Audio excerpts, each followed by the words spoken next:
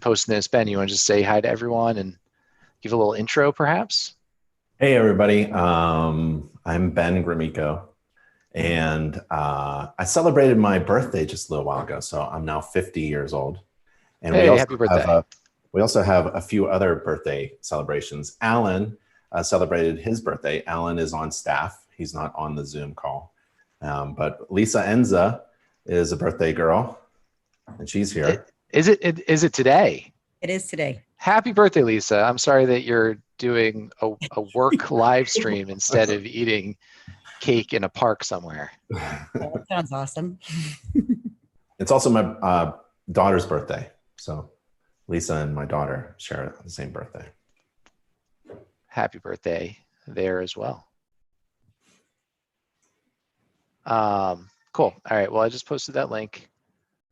So I guess we'll just get started. I think one of the first questions that I had seen was just about getting access to safety equipment during this particular moment in time, disinfectant and other protective gear. And I know that that's something that we are actively working on getting some supplies for our members. So maybe Jess, do you want to speak to that a little bit or give us an update there on the products that we're trying to get out there? Yeah, so we have some COVID-19 masks that are coming. It's going to be cloth masks, so you're going to be able to wash those after you've used them each day. And they're scheduled to be shipped to us the beginning of next week. So we're hoping to have those available on Inspector Outlet's website, which is inspectoroutlet.com. Should be by the end of next week. And yeah, those are going to be cloth masks, but for most people, it seems that cloth masks are going to be the best bet for day-to-day use anyway. And it's nice that they're reusable, and it seems like they're nice quality masks. Obviously, there are a lot of different styles out there. And another thing I was going to say is for anyone who doesn't have masks right now, a really great solution is it's ragmask.com. It's a design that's made specifically to be very easy to make. It's just a single cut and fold. But they've done a bunch of research into quality materials and construction methods, again, to make it something that someone with not a whole lot of experience sewing or working with that type of stuff can still make. So for the members out there that are looking for masks and don't have one, that's another great solution until we have some in stock.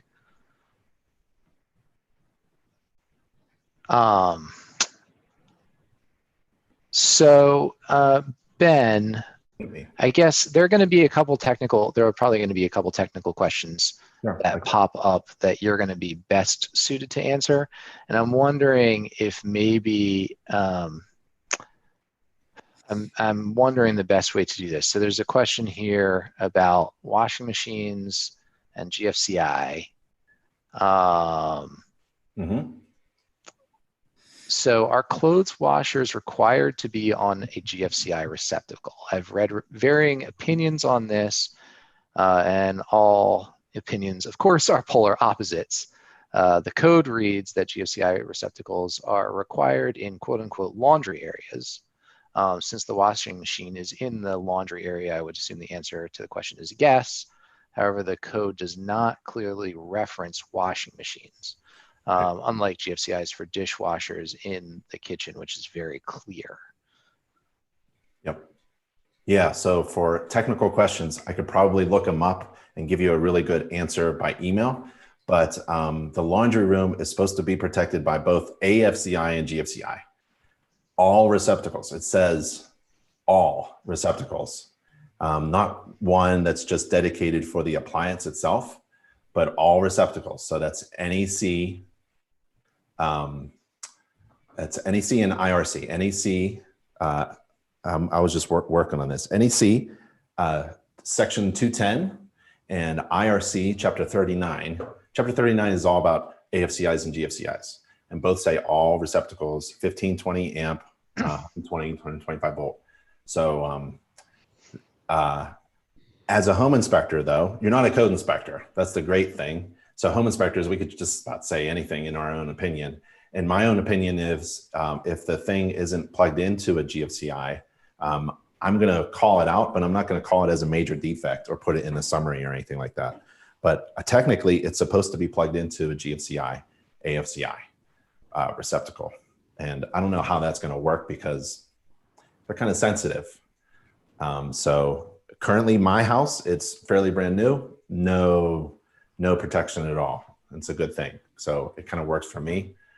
So as a home inspector, you can refer to code and base your observations and your report on code and what the standard is. But remember, you're not a home inspector.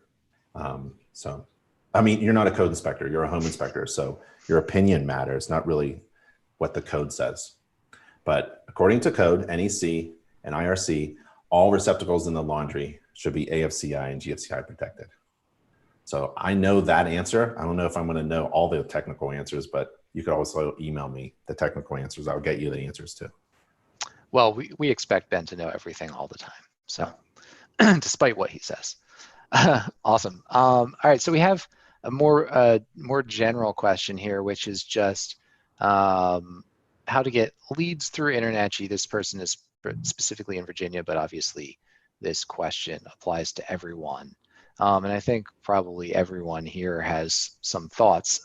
One thing that I'll just mention first off is one thing that I see people not doing is making sure that their listings are set up properly, that they have listings that are public and are in their service areas. So if you haven't gone in and checked on that lately, that would be one just little sort of technical detail that I would comment on. So make sure that you are listed on all of our search engines and that your listings are in your service areas, and you can add as many service areas as you want. So InterNACHI does a lot of work to push leads through those listings. Although I will also say that in the last few years, we've shifted our strategy some away from sort of direct leads through nachi.org and more toward setting up the InterNACHI website such that it provides more SEO benefit direct to your home inspection website. And that's just due to the nature of how Google works nowadays.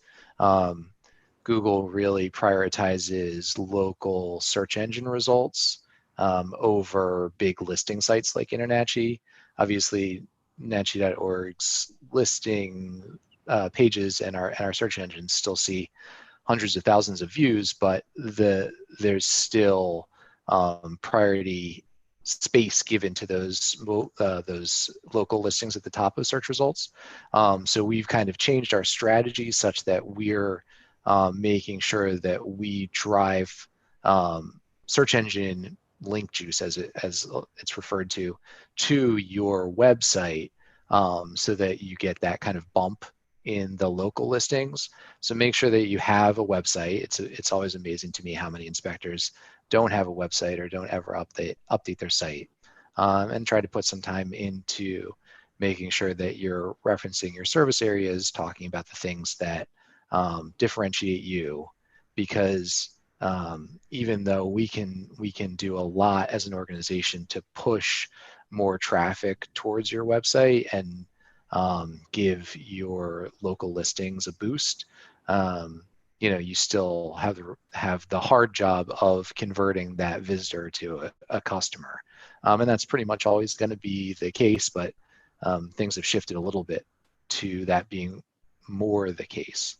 And then one other thing that I'll talk about on the technical side is those local listings are a little bit more dependent on your address.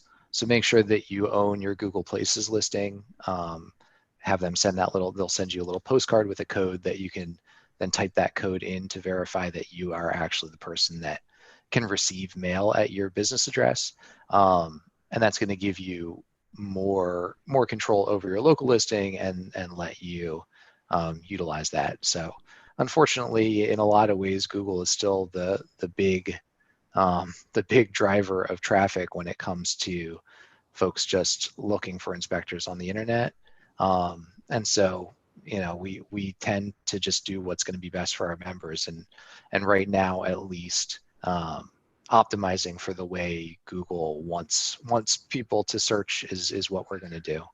So I don't know if anyone else wants to chime in. I know that there's lots of other things that we do to get our members leads.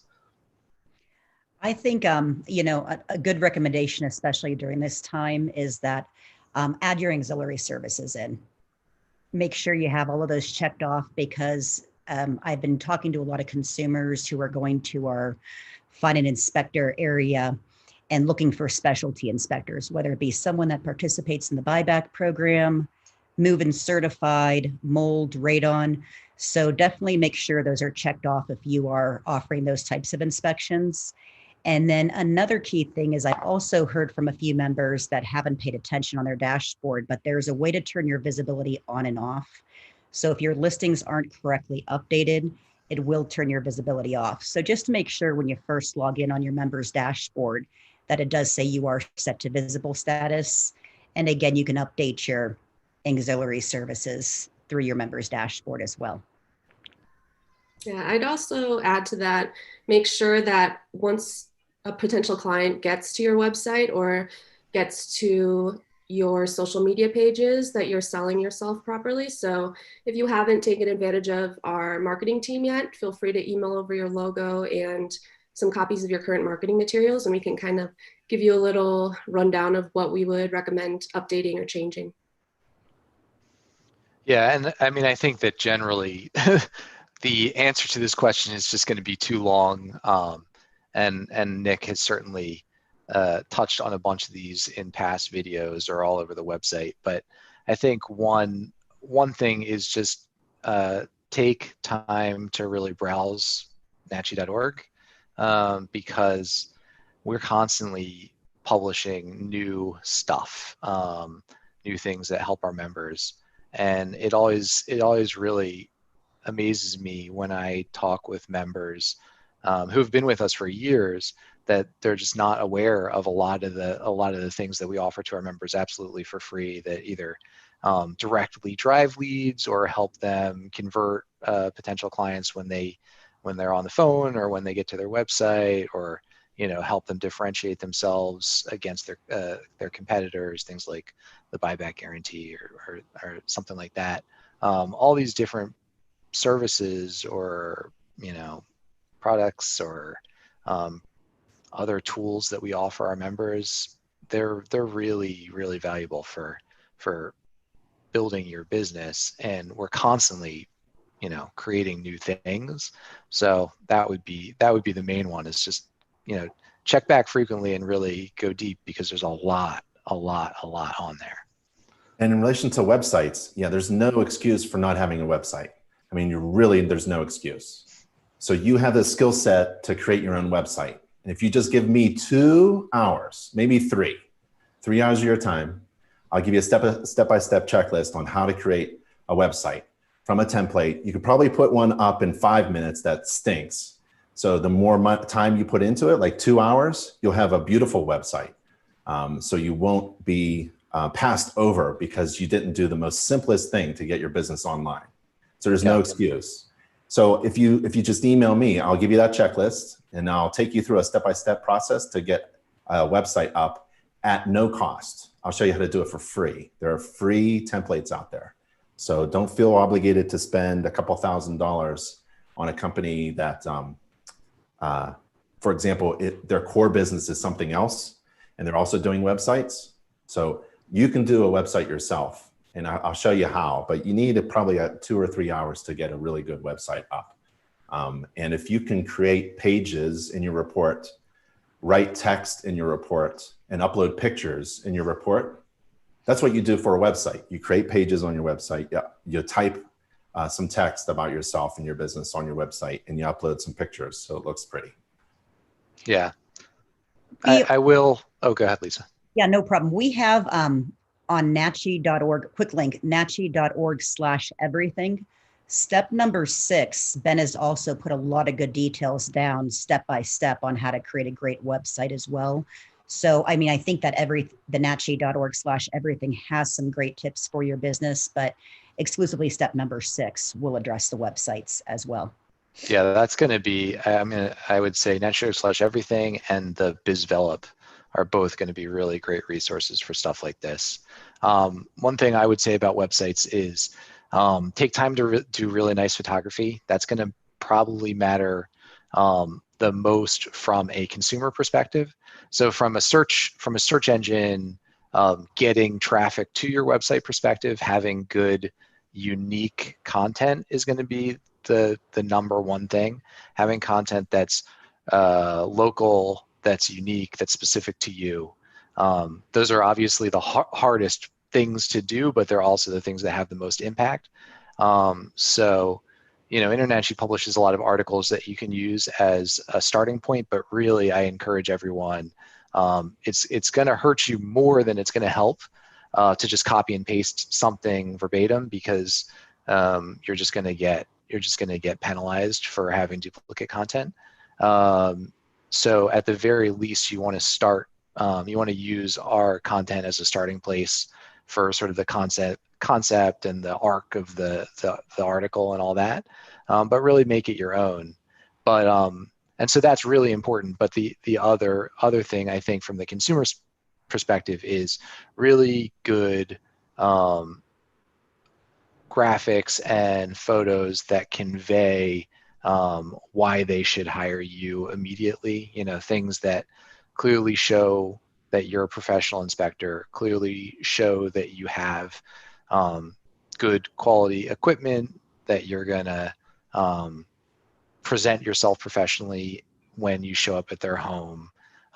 Anything that indicates that you have experience and training, things like that. So, the difference between just sort of a snapshot that someone took and a picture of you standing in front of a house holding a ladder with your truck that's got your logo on the side of it.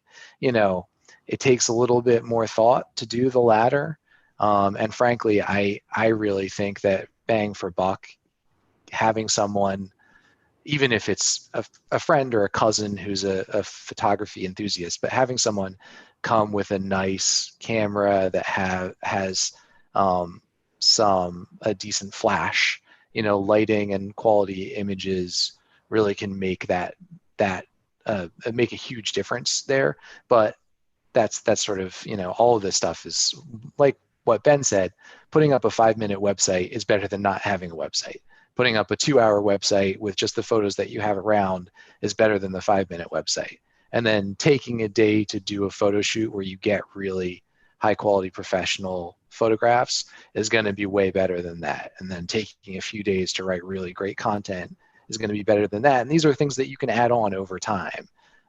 Start with having a website, getting a domain, getting a simple page up, just something where, most people check the web now.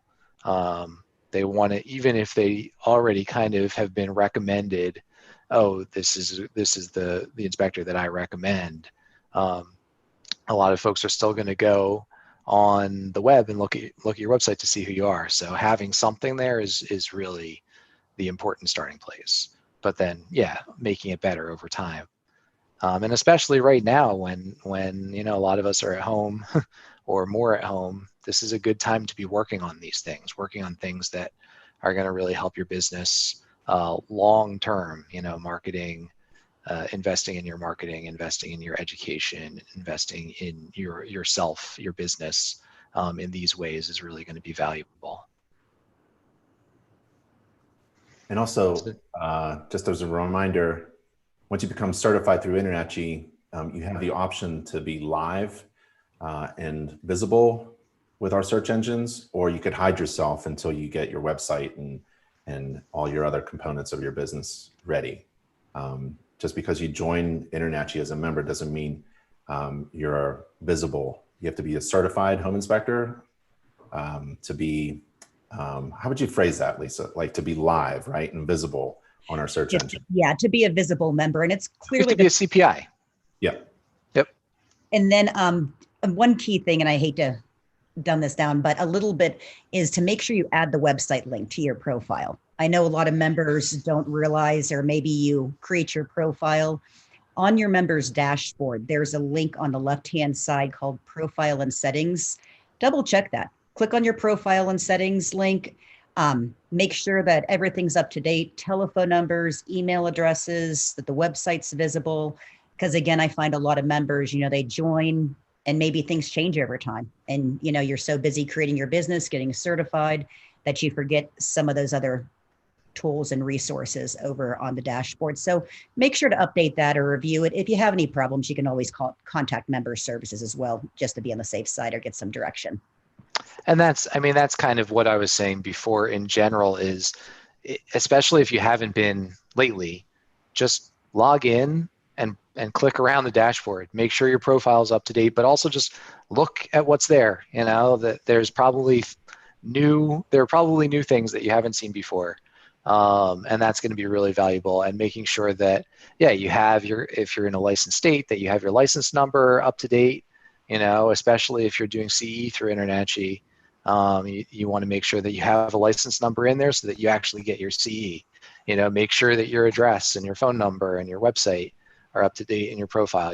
These are things that maybe if you're an old member, we've got members who've been around for decades, you probably didn't think to check it when you made your move. So just go in there and make sure that everything's up to date. And while you're doing it, you may find some other resources that InterNACHI provides that will help you get more work. So I was teaching a 5-day class at the House of Horrors, just helping the instructors. And on the 4th day, I still remember the student was working towards attaining the certification before the 5th day, because that's our goal, to get everybody certified by the end of the 5th day. Well, overnight, the student got certified overnight, completed all the certification requirements. And we were talking about going live or staying hidden until that person was ready, and he forgot. So the next morning, he actually got a phone call because he was live, he was certified, and somebody found him and called him and for a home inspection job, and he didn't know what to do.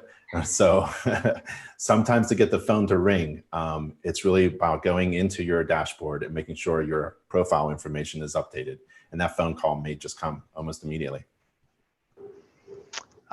Someone was asking as a follow-up, do you recommend a particular website provider? And I don't know if we even want to go into that, but I know that there are resources. And that is something that we're actively looking into over here as an organization, is finding some ways that we can provide more support to our members in that area, because I know it's a question that comes up a lot, and I know it's difficult to navigate. So already, I believe if you go to nachi.org/everything, the website section of that page is going to have some recommendations or guidelines. And generally, I would just say keep an eye on nachi.org, because that's something that we're going to try to provide more, provide more resources for our members in the future, or new resources. So, okay, jumping into this next question, this is going back to a technical one, or sort of technical one. Smoke detectors, to test or not to test? I used to test them, and then was informed it could give a false sense of security. Now I recommend testing all alarms as soon as occupancy. What do you think there, Ben? Yeah, so I test them, but according to the standards of practice, you're supposed to report on the absence of them. So, but I think most home inspectors are going to test them. Don't test them by spraying the smoke thing. That's a chemical kind of test. Think of it as a GFCI. So you're required to test GFCIs, right? Just pushing the button. We'll just push the button on the smoke detector. And I think there are just some crazy stories about having the fire company come to the house and all that stuff. Don't worry about that. Make sure you follow the standards of practice, though, and you're supposed to report on the absence of smoke detectors. And that means every bedroom, every hallway outside the bedrooms, every level, and all that good stuff.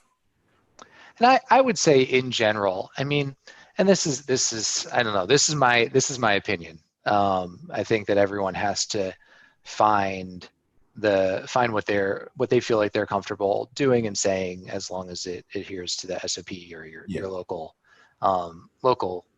state requirements.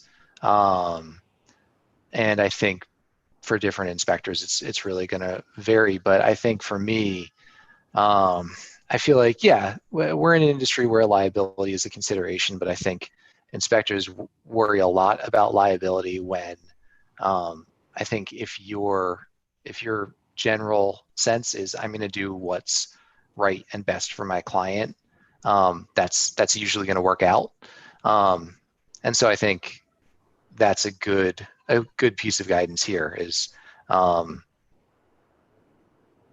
check the smoke detectors if you think that that's something that will help your client out, and kind of leave it at that. Does that make sense? Mm-hmm. Okay, so here's a question about why InterNACHI doesn't post veteran and contractor logos on their info page, and that's actually an interesting question. It's really just a technical thing. Right now, the web seals that we post are based on whether or not you've met that educational requirement, right? So you can go to, I believe it's nachi.org/webseal, or if you just go to your dashboard, there's a link to it. And you can paste that little code snippet onto your website, and it's also included automatically on your search listings, and it shows all of the different certifications that you qualify for, right? So if you've met all the requirements for the I don't know, the drone certification, right? Then that drone web seal shows up. Well, obviously InterNACHI doesn't have a way to confirm that you are a veteran or have contractor experience, so that system just doesn't check those. But that said, that's actually something that we've been talking about in the last month, and there's a revamp of the web seals system that's coming up that will let you basically just check off a checkbox saying that you are a veteran or saying that you have contractor experience, or basically anything where it really is just you stating that these things are true. And so it might not be immediate. There are a few other things that are higher up on the list of priorities, but I would say in the next couple of months, there'll probably be a new version of the web seal and the new listing pages where those logos will be included if you check them off. So look forward to that. Yeah, and in the meantime, if you go to nachi.org/logos, you can actually download all of those logos and add them to your website or marketing, wherever you're wanting to use them. And you do have to be InterNACHI certified to download those. Yeah, all the logos. So if you go, nachi.org/logos, or if you go in, I'm going to probably say this over and over just to hammer the point, but if you just log in to your dashboard, there's a whole logo section in there that will show you what logos InterNACHI provides, what the requirements for them are. We do have some checks in there to tell you whether or not you meet those requirements, but most of them are just, they just list what the requirements are. But so long as you meet those requirements, you're welcome to download them. And there's a bunch of different formats that you can download those logos in. And then you take those logos and you give it to your cousin to put it on a flyer, to design a flyer. No. You call up Jessica and she'll get those logos that really define your brand and what message you want to send out. And if you're a contractor experience, that contractor experience logo will be there, or the veteran logo will be there. And Jessica and her team will design anything you want with those logos that you download from /logos page. So we have a question here. We have a happy birthday for Lisa. And we have a question here. Does InterNACHI have a declaration form, instructions form for residents, or appendix form for our inspection agreements related to COVID-19? And so Ben, I don't know, we have our COVID course and we have our guidelines, and I don't know if you can speak to that a little bit more. Yeah, there's some documents inside the COVID course. There's what is the most popular and probably most important is the release form, saying that the homeowner is going to release you from anything that may happen because of this pandemic that we're in. And they're allowing you to do your regular home inspection without worrying about getting anybody sick or getting yourself sick or anything like that. So it kind of releases everybody. We all understand what's going on, and let's get the home inspection done without having any kind of legal recourse or anything like that, just because we're all experiencing this pandemic. So we do have that document. It's been downloaded many times. It's being used, and there are other documents as well. It's also linked to the documents page. So if you go to nachi.org/documents, it's also listed there along with a lot of other helpful documents. And of course, the documents page, if you don't want to type the link in, is also linked to your members dashboard, just to bring it back there as well. Hey, and I'm going to start taking notes of the links that we're mentioning in this video. And I'll post these as a response to the forum thread after we're done. So if you are not somewhere where you can jot it down, don't worry. We'll post links to this stuff afterwards. We have /everything. We have /documents. I guess we've got BizVelop we talked about. And the profile link, nachi.org/profile to check out file settings. All right, I'm not entirely sure. This question might be a little bit too broad. We might need some more specifics. But the question is, how much time after passing the course do you have to take the national and state exams? I think that's probably not something that we can answer specifically, but I don't know if this is the type of question that Lisa, you probably get and have a place to send people, or? I always send people to the state licensing board themselves. I mean, our education team is great. We have a couple of staffers on there that probably have a lot of experience in answering this question, but just to be on the safe side and be 150%, I would contact your state licensing board just to make sure they don't have any timelines on there. And the nice part is, here's another link to include. If you go to nachi.org/pre, we have a listing for every single state, province, country. And from there, usually I think, and Ben, I haven't reviewed that. I know we did some updates to it recently, but there should be a link directly to your state licensing board website right from the state specific page. Like I said, just to be on the safe side and be 150%, we don't want you missing anything and thinking it's one thing. The most definite way is, like I said, to go to that link, click on your state licensing board, and make sure there's nothing listed in their terms or regulations. And also to get guidance in your local area, we also have chapters. And the presidents of those chapters, InterNACHI member chapters, they know, a lot of them are already approved instructors by the state, and they give guidance to their chapter members. So you want to look for your local chapter, join the chapter, talk to your chapter president, and he or she will help you with those questions as well. But it's usually, like in Florida, I know, I'm fairly certain, it's 12 months. So at the end of taking our pre-licensing course, you have 1 year to take the state exam, and our national home inspector exam is approved by the state of Florida. So that one, yeah, you just can't finish a pre-licensing course and 5 years later take the state exam, right? They want you to go one right after another in sequence. But find local information from your local chapters or mentors. We have a mentoring program as well. And I have heard some states right now are giving out an extension, from what I've heard from other members, just due to certain shutdowns and everything like that. So they might be giving you an extension on some things. Yeah. Yeah, and those, the pages, Lisa said nachi.org/pre, or if you go into just the navigation bar at the top of the site and click licensing and certification, that'll get you there.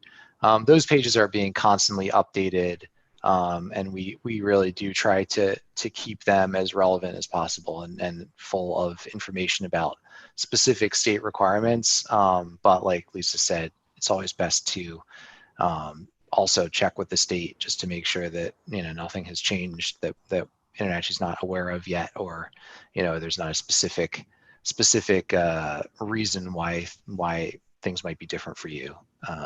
But those are always going to be a really great resource to start from, even if it's just to get a quick overview and get the right link to the state licensing page, the state licensing website.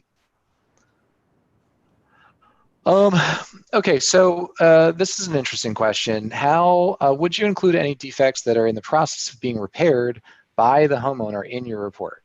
I mean, I think I know the answer to this, but I'll let you take this one too, Ben. The purpose of the home inspection is to document the present condition on the day of the inspection. So if something is in process, I'm going to document that it's in process of being repaired. And I'm going to document who's doing it and what it looks like right now, so that that is the whole essence of your service, so that you document what is going on at the day of the inspection, at the time of the inspection. I actually write the time of the inspection that I'm doing. It's so that in the evening, when it's all repaired, right, the condition could be completely different from when I was there in the morning. So just document everything at the current state that it's in, that you observe. And then it's an opportunity to come back, right? And so we have a program called overseeit.com. And you could join that program where you can oversee a project that's taking place. It's still in process. And you can document, especially for absentee clients who don't want to watch over a contractor, making sure they do it correctly. You can sell that ancillary service. Yeah, and I think that's a really important, that's a really important just distinction to make in general. Is a home inspection is a single point in time, right? It's a home inspector's assessment, opinion, and at a single moment in time, and lots of things can happen between that moment in time and when closing happens, and it's important to really be clear that that's the case. So no matter what's going on, if they're repairing it, if they're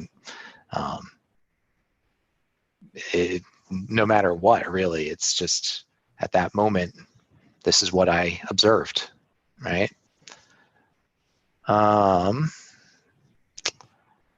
Is it okay to complete the first year courses before I complete the prerequisites? Yeah, absolutely. You can complete InterNACHI's CPI requirements in any order. Eventually when you're ready to become a CPI, you have to go through and meet the prerequisites and fill out your affidavit. But many of our members, I would say the majority of our members will complete many of the prerequisite courses before applying for CPI certification. So that's absolutely fine. Yep. And then frankly, I would probably say almost recommended. You want to get that core knowledge, even if you've been an inspector for a while. Take those tests to make sure that you're up to date on all your knowledge in all the different areas, because that things change. What were you going to say, Lisa? I was just going to say another thing too. If you want to complete everything and delay, as Ben was chatting about earlier, someone who signed it right after the 5-day class, you can always complete the requirements and then wait to sign your affidavit until you're ready to go live and just have everything prepared. But signing that affidavit will push into CPI status and allow you to put your listings up right away. So if you're not ready, you're just completing some stuff, wanting it off your bat, say still waiting to take your state licensing test or get licensed by the state or waiting for your license to come in, you can always pause signing that affidavit and then come back at a future date. It's not going to hurt you by any means. Yeah, and if you do, you can always go in and just disable your listings until you're ready. Disabling your listings will effectively mean that you're not shown on the site. So it doesn't really hurt you one way or the other if you've met the requirements. But there's nothing wrong with doing them first. I think it's great. Yeah, and every course you take, because we're an online college, every course you take in the past is in your transcript and in your CE records, and we'll remember them forever. So anything you take now will credit transfer towards the future. Yep. Yeah, and that's a good point. Make sure that you're keeping your CE log up to date. So, all the InterNACHI courses that you take automatically show up on your transcript. But if you go to a chapter meeting, if you come to a live event, if you go to an event at the House of Horrors, if you come to a convention, all those things are available for CE, but you have to log them. You have to log them in your education log manually. So InterNACHI's CE policy states that you must complete 24 hours of continuing education every year with rollover, a year of rollover. And so, a lot of our members get that just by completing their regular online coursework. But if you are the type of person who likes, in-person training more or goes to lots of chapter meetings and events, make sure you go in there and log those hours because they count towards your CE requirement.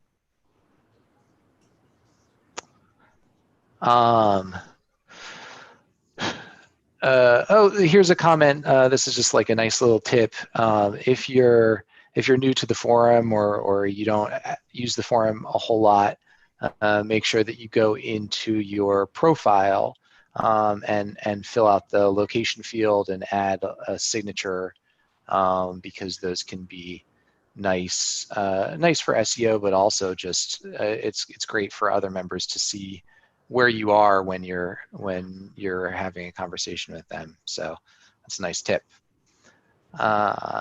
Let's see.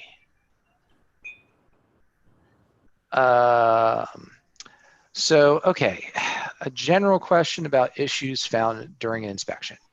Would you mind talking a little bit about when you quote unquote recommend something to be resolved at a property versus when you just point out that it's a problem? Also, could you talk a little bit about the wording that you use in those instances? Is there a distinction between those two things, or do you use one or the other, types of language, or do you have a recommendation there, Ben? Yeah, so if you go to the standards of practice, I always go there first to answer just about every question. So if you go to the standards of practice, there are a few things that you are required to do. You're required to inspect things, describe things, and report upon things. And some of those things that you have to report upon, you have to make a recommendation to correct. So according to the standards of practice, you make recommendations to correct. If you just document observations, that's not enough according to the standards of practice. So you have to make recommendations to correct when you observe something that's deemed to be really bad, a defect. Then I would go to our glossary. It's nachi.org/glossary. I'm not sure, I'm probably sure it's in the dashboard somewhere. You can get to it from the dashboard, but look up the word defect and figure out what you're actually supposed to find. There's several different types of defects, right? Several different types of problems. Some of them are cosmetic, which really are, irrelevant.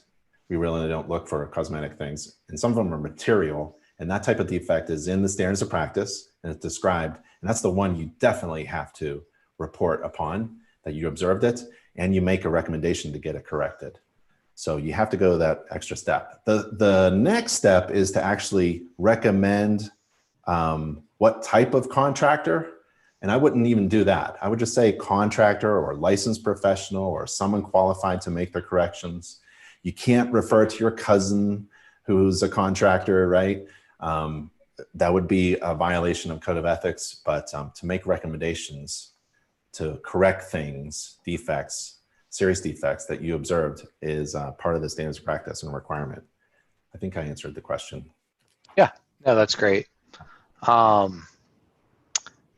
And that made me think there's also, so one of the InterNACHI membership steps is submitting your mock inspections. But even if you have been a member for a long time and met that requirement a long time ago, or joined before it even was a membership requirement, I really think it's a great resource for this kind of thinking, because really our mock inspection tool is built, it's mapped one-to-one to the SOP, right? So basically the SOP, like Ben said, is inspect, observe, report. And the mock inspection tool is really, here are the things that you were supposed to inspect in this section. Here are the things, did you observe any of these things? And here are the things that you need to report on. So it's really a useful tool, even if you don't need to do mock inspections. It's a great way to really compare your process of performing an inspection against the InterNACHI SOP, and to kind of get that knowledge or that thinking ingrained in you, because you can really easily go through, okay, I inspected, did I observe, okay, now I'm reporting. And it's just a good way, even for veteran inspectors, members who've been with us for a long time. I really encourage folks to check out that tool. It's really quick, it's really easy. You get a nice PDF at the end of it that you can go through for yourself, just to kind of have that record. And it's nice because it really does verify. If you go through that entire process, you can effectively confirm that you have adhered to the SOP, because it doesn't let you finish without saying that you inspected or providing a reason for why you didn't inspect everything that the SOP requires. And it doesn't let you finish until you mark whether something was observed or not observed, and until you filled out your report on each of the items that are required to be reported. So that's a really great tool for our members to use, even if they don't need to do the mock inspection step anymore, but just want to get a refresher on what the SOP requirements are without having to sit down and read the entire SOP. It's a little bit more of an interactive way. And it works on your phone too, the software that we have. I prefer to turn it sideways when I'm using the checklist. A little bit easier for my fat fingers. But yeah, it works on any device. All right, it looks like the last question that I see so far is, what's the difference between InterNACHI Certified Home Inspector and InterNACHI Certified Professional Inspector? And that's just that's just a copy editing issue. InterNACHI CPI, Certified Professional Inspector, is the designation that all certified members receive. So if you are a publicly listed certified member with InterNACHI, you are a CPI. And we still have pages where that is not perfectly clear. We still will use certified member or certified inspector in certain places or on older pages. And that's something that we are trying to constantly improve or clean up. So if you run across a page where that distinction is not clear, feel free to reach out and we'll go in and make sure to update that. But when InterNACHI really has two memberships, right? There's all access member. That's just, you have access to nearly all of the InterNACHI membership benefits, all the benefits that don't require that you're a certified member, which is almost all, all of the education, all of the business success tools, access to all of our agreements and documents and all that stuff. So all access members really get almost everything, right? And then there is certified professional inspector. Those are the only two InterNACHI memberships. There's all access member and there's certified professional inspector. And CPI is once you've completed all of the requirements, you've completed the prerequisites, you've signed your affidavit, all that stuff. And if you're a little bit confused about that distinction, just NACHI.org/membership has a basic overview, and then next to the CPI section, there's a link to get more details on the specific CPI requirements. So And also no one listed. I'm sorry, Ben.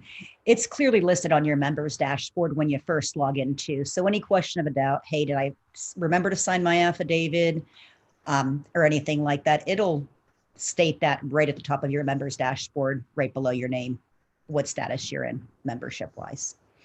And also, if you want to download a certificate that says you're a certified home inspector, we have that certificate once you become certified. And also there's a certificate where you can download, it says both. You're a certified home inspector and you've attained the certified professional inspector CPI designation. It's like a credential that you use. And then I would recommend using the CPI logo because it's a federal certification mark. It's trademarked. No one can say I'm a certified professional inspector CPI unless you are actually one through InterNACHI. So I would use that in your marketing, probably more than, I don't know if Chris, you want me to say this, probably more than using the InterNACHI logo itself. I would use the CPI logo to help with your marketing and then get Jessica obviously to design a custom business logo for your business and use those two things together. Yeah, I mean, generally, it's like the more the merrier. So I think two certification seals are better than one. But yeah, generally, CPI is the designation. And then the InterNACHI logo is kind of just an added benefit. You know, I am a CPI and I'm a member of InterNACHI, right? Those are the, and then again, to Jesse's point, slash logos, there's a ton more there that you can add on top of that if you meet those separate certification requirements, and all of those certifications are free to members. So you know, once you're an all access member, becoming a CPI is there's no additional fee, and everything's free and online to all access members, and the same for all those other ancillary certifications. So you know, I don't know, Ben, you might know the number off the top of your head. There are a lot of them.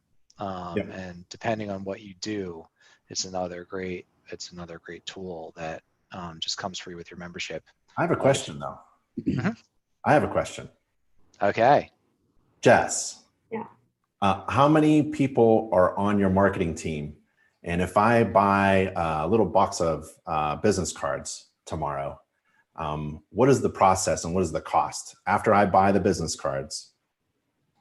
What is it? How much do I have to pay on top of that in order to have your team work with me?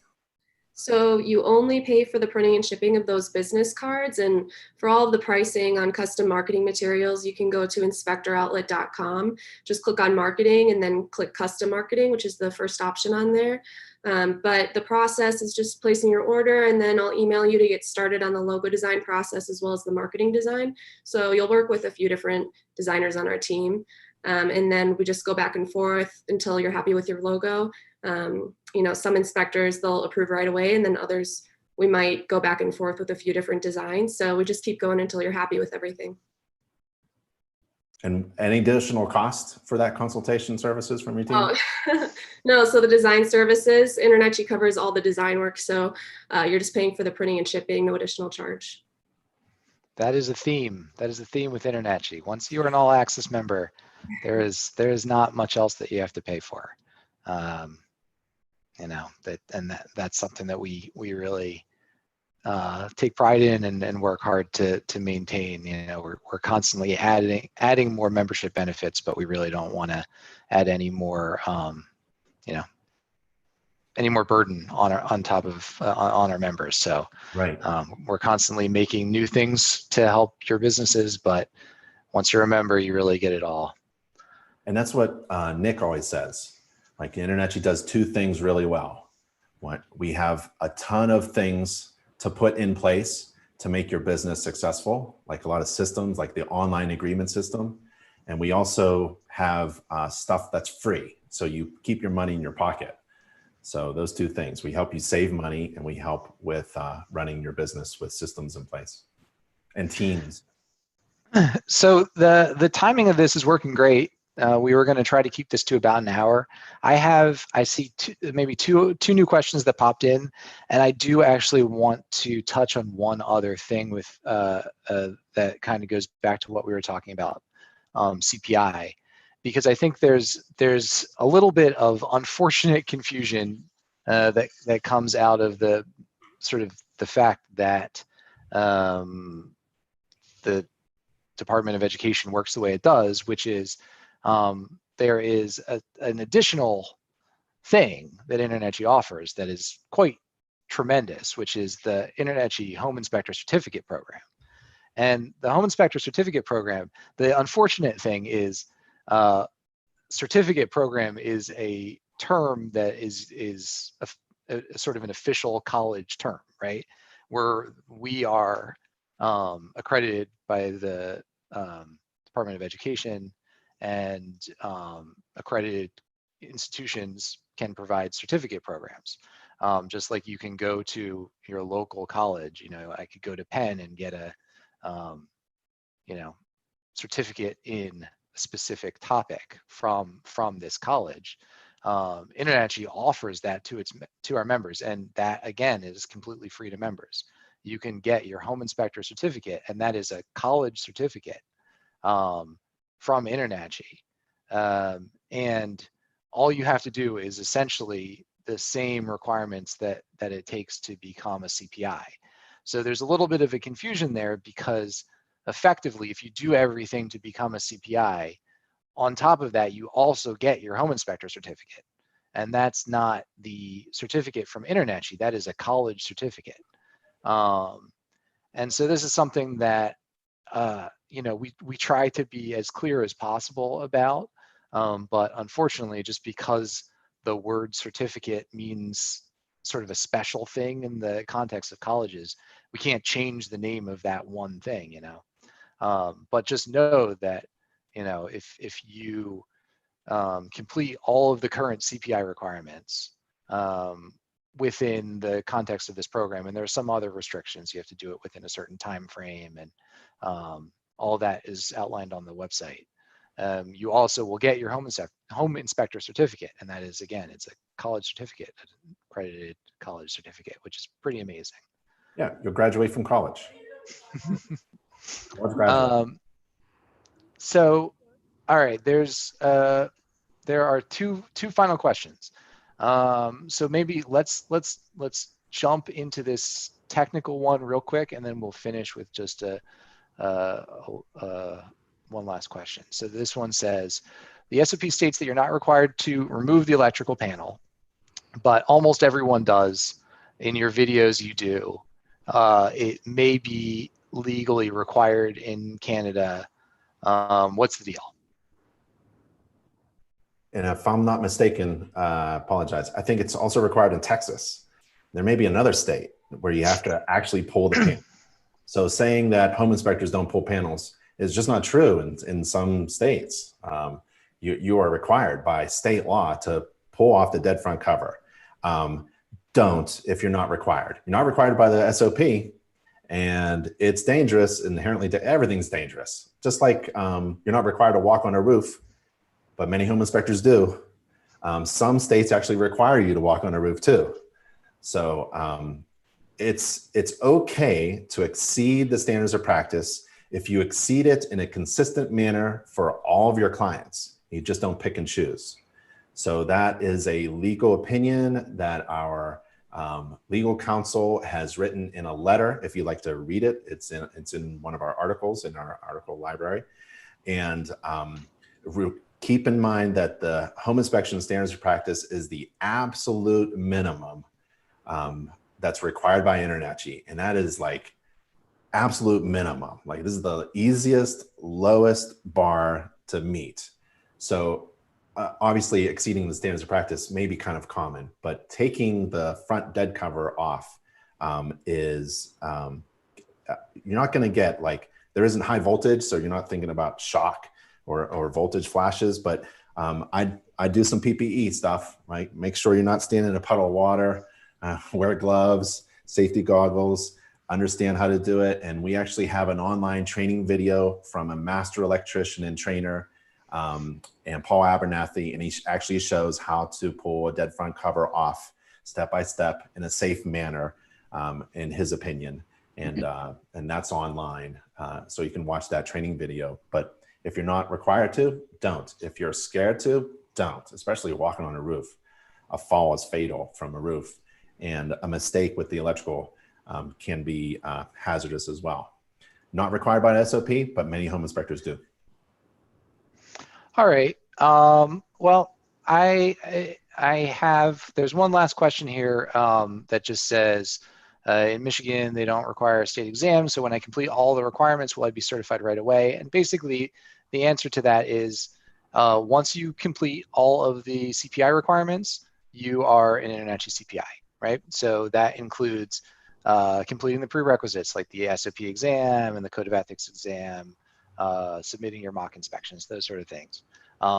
Then there's those core education requirements, right? The roofing course and all those different courses. And there is signing your affidavit. So if you've met all the requirements and all of that's outlined in your membership dashboard and on the certification section, and it's also on NACHI.org/membership, there are links there.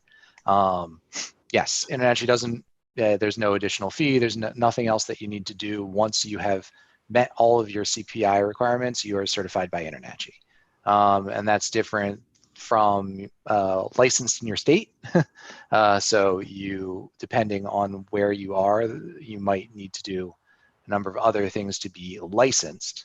But to become InterNACHI certified, you just have to meet all the certification requirements, and you have to maintain your certification by continuing to meet all those requirements. So that's the continuing education requirement, adhering to the SOP, standards of practice, adhering to the Code of Ethics, all that stuff. And again, all of that's listed on NACHI.org/membership and also on your membership dashboard.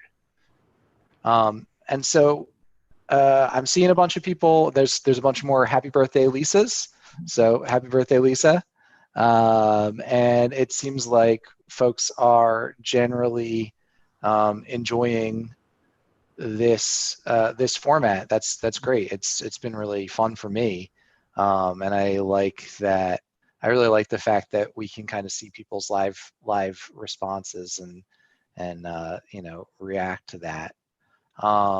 There was a comment about potentially converting some of this stuff to podcast format so folks can listen to it when they're driving. And honestly, that's something that we've talked about a number of times. Ben has been doing an InterNACHI podcast. Nick and I have talked about doing some interviews and playing around with podcasting a little bit more. As a team, we've talked about potentially just doing some audio where we talk with, you know, folks in the industry, InterNACHI staff, about the things that they bump into with our members and common questions that they get.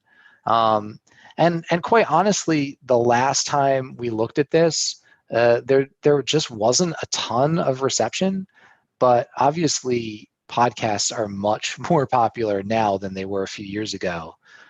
So if that's something that members would really be interested in seeing more of, you know, audio content that you can listen to when you're driving to and from inspections or just in general, you know, post something about it, you know, respond to the forum thread, just let us know that it's something you're interested in, because it's something that I would love for us to do, but you know, it takes a lot of work, and it takes an investment on our part, and I don't want to do it if not a lot of people are going to get value, because obviously you want to do what's best for our members. So let us know if that's something that you'd be interested in, and also, you know, let us know if you like this and if you'd want to do more of these, or you know, if you'd want something like this that was more focused, right? Very technical or specific to marketing, or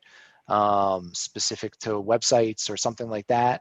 I know that one of the folks on Jesse's team, CK, has done a webinar on some design considerations, and we'll probably do more of those.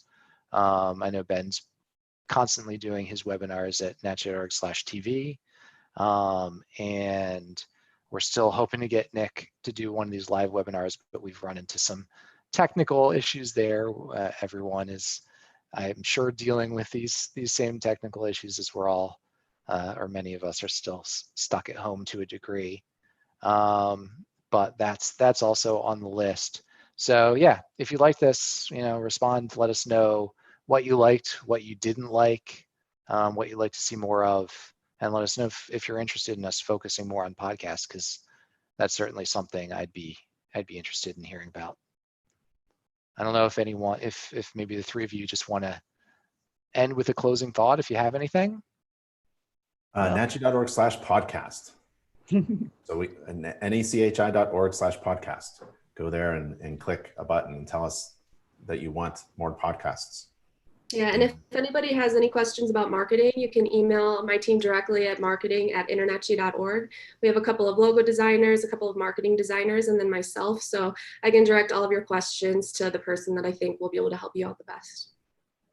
And I'll end it with, if you have anything membership wise or stuck somewhere, feel free to give member services a call, email me, call me.